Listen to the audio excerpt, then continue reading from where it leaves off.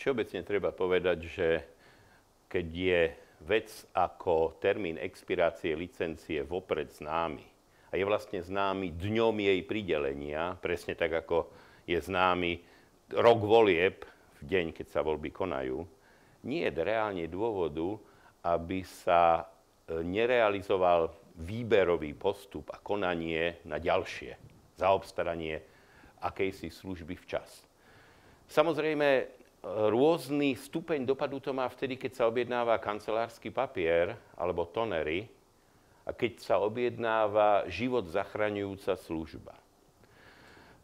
Vrtuľníkové pokrytie dvoch západoslovenských krajov malo presný limit, kedy končilo, a je pomerne veľmi otázny postup ministerstva zdravotníctva, že vediac o termíne, ktorý bude musieť naplniť a zabezpečiť pokrytie, tak to nekonalo.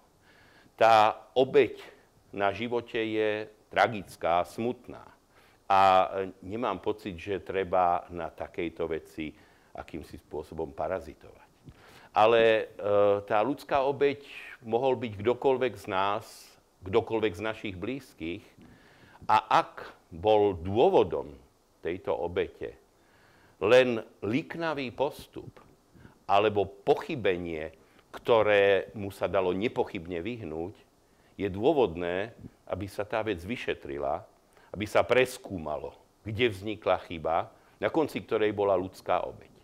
Je samozrejme, že i pri fungovaní vrtuľníkovej záchrannej služby môže nastať situácia tragédií na viacerých napríklad úsekoch diaľnice a ten vrtuľník bude jeden. Ale i tak je jednoducho nedôvodné, aby keď sa o veci vie a keď sa vec má štandardným postupom vybaviť, aby sa tak nestalo a aby zbytočne prípadne nebol zachránený a vyhasol ľudský život.